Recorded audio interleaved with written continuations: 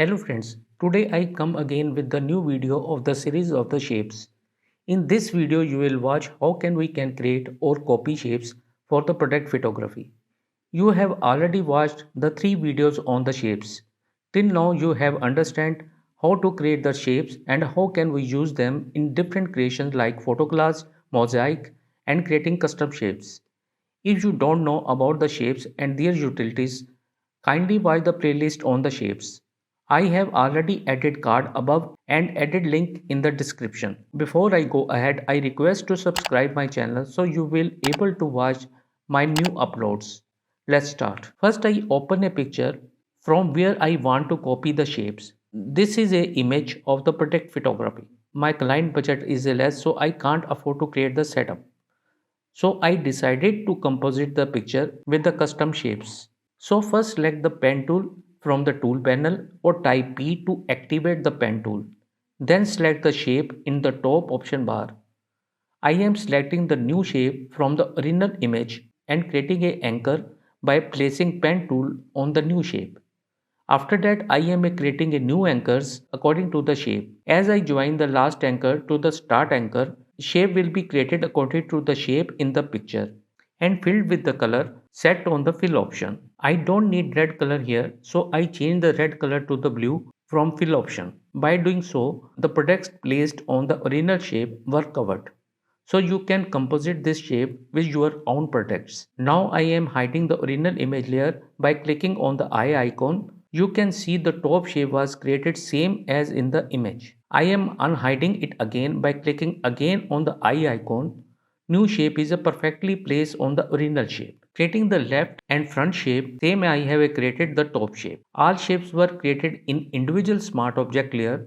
A smart object is a Photoshop layer that contains all the same image information of the normal layer, but a smart object layer will allow you to perform non-destructive edits. So you can resize the image as often as you want without causing any degradation. So you can change the shape anytime in non-destructive way.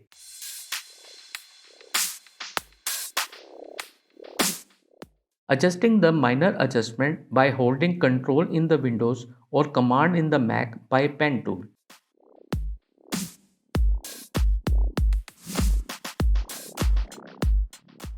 Now the first shape was created. Come to the second shape. I am selecting the new shape from the original image and creating an anchor by placing pen tool on the new shape. After that I am creating new anchors according to the shape as I join the last anchor to the start anchor. Shape will be created according to the shape in the picture and filled with the color that was used in the first shape. I don't need a blue color here, so I change the blue color to the golden yellow from the fill option. By doing so, the product placed on the original shape were covered, so you can composite these shapes with your own products. Also creating the left and front shape to complete the shape.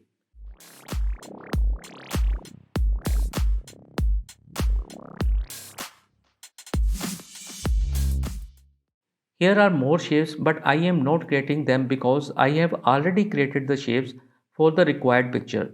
So I am opening the new PSD document of the product picture. This is the finished image that I have composited with the custom shapes. And this is an original image that I have used for the tracing the shapes. Now I am hiding the all products that I have shoot for this image. All shapes are in individual layer. Now you can see the all shapes those I have created for my group product shoot. This is our background layer, so you can also change the background. I am hiding few layers so you can see all shapes are in each individual layer.